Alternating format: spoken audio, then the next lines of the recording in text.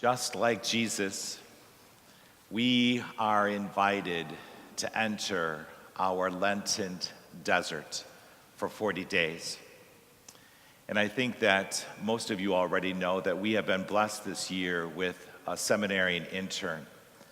And part of the intern's formation as they are here at the parish is to practice preach.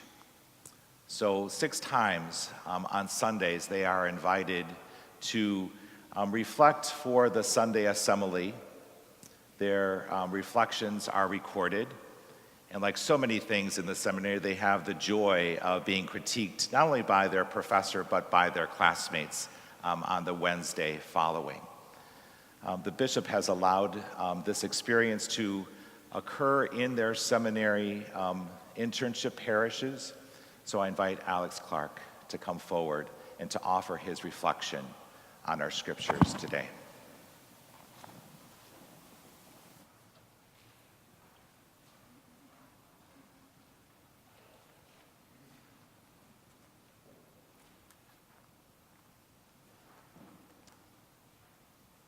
As I prayed with the readings this week, preparing for Mass, several questions kept coming up, specifically with the gospel.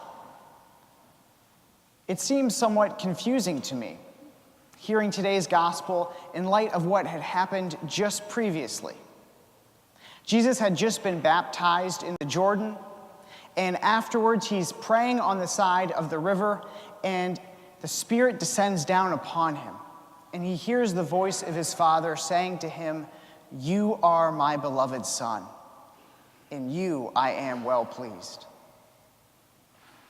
And then after that, in today's gospel, that same Spirit drives Jesus out into the desert for 40 days of fasting and temptation by Satan. That seems to be 2 very different scenes that almost contradict. It's like God the Father told Jesus, "You are my beloved Son. I am well pleased in you. You're doing everything perfectly. Now go into timeout for a month. Go into solitary confinement for 40 days of fasting, and then afterwards, Satan's going to be there to try and trip you up." Why did the Father send Jesus out into the desert? And the second question, what is God's seeming obsession with the desert anyway? We hear in the first reading in Deuteronomy, it retold how the Israelites were forced to walk through the desert for 40 years before coming into the Promised Land. And even us today, as we are celebrating this first Sunday of Lent, we are invited to spend our own 40 days in the desert as well.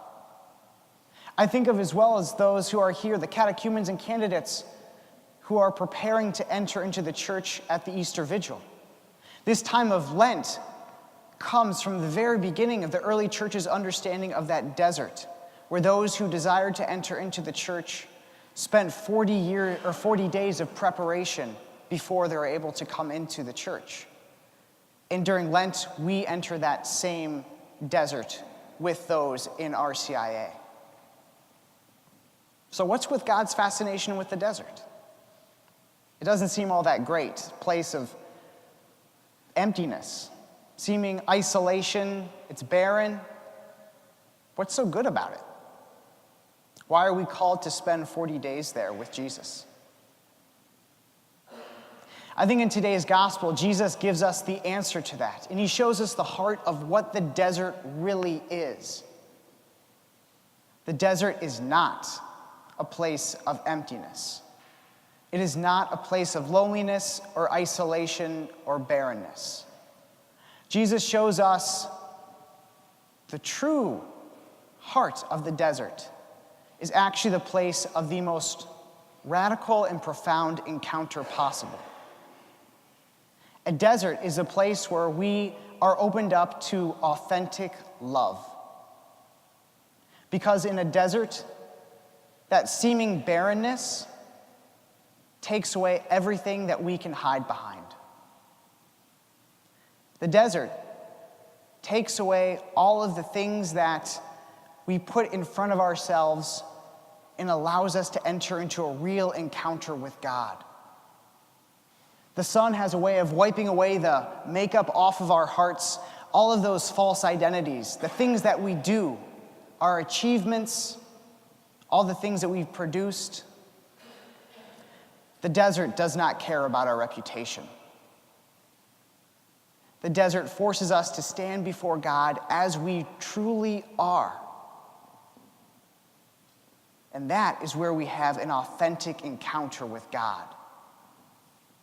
Jesus goes into the desert not as some punishment, not as some moment of solitary confinement, but he goes into the desert knowing that I myself, not my accomplishments, not my reputation, not what people think of me or what I even think of myself, that's not as much what matters to God.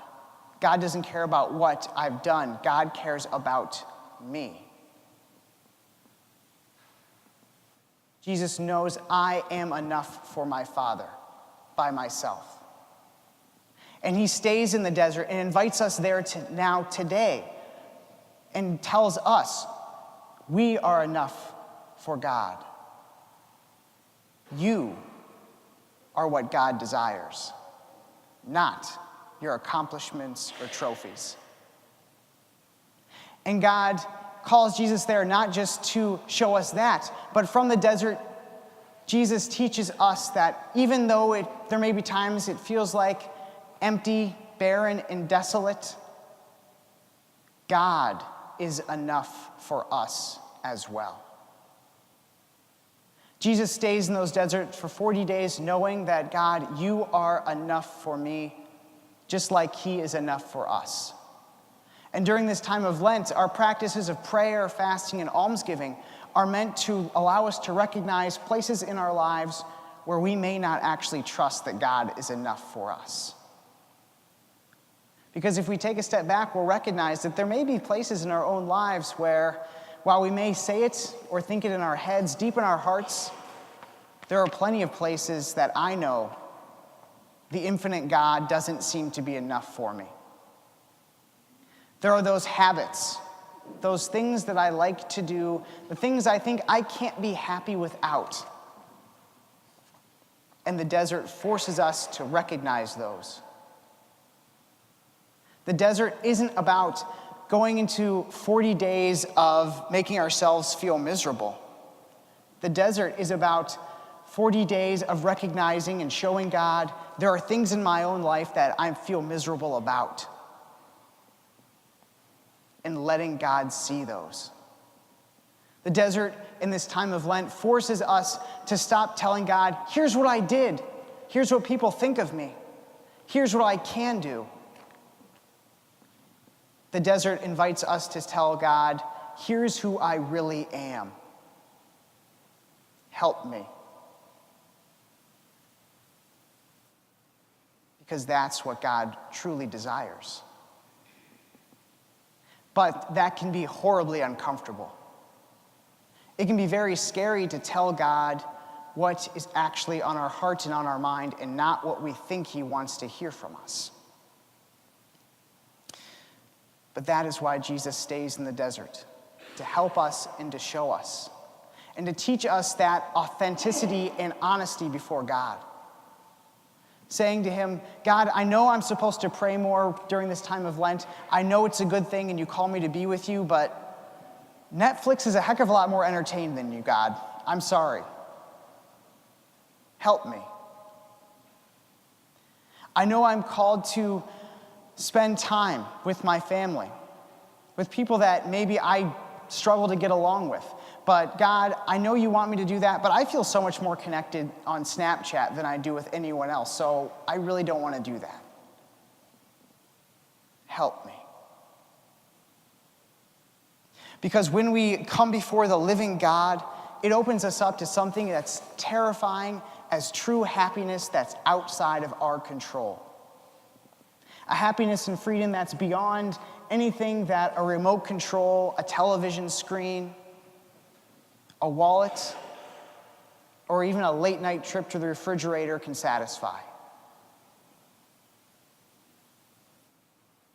We fast, we pray, and we give alms to remind ourselves that deep down, the true longing of our heart can only be fulfilled by God, and invites us to tell God, you are enough for me.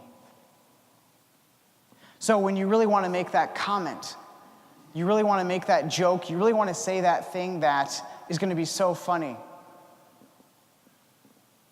but God, you're enough for me. I don't need to. I really want to go back and spend more time checking the email, checking social media, and just kind of veg out tonight. But God, you are enough for me.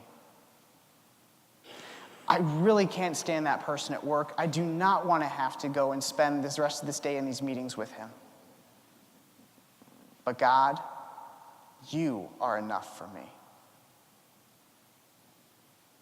So if we allow God to, He can transform us during these 40 days and renew in our hearts the recognition that at the end of the day, you yourself are what God truly desires.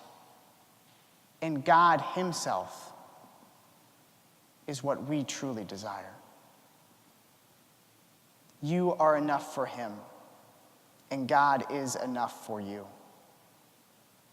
And at the end of these 40 days of wandering in the desert, we will be able to stand before the face of the living God and hear him say to us, just as he did to Jesus, "You are my beloved son.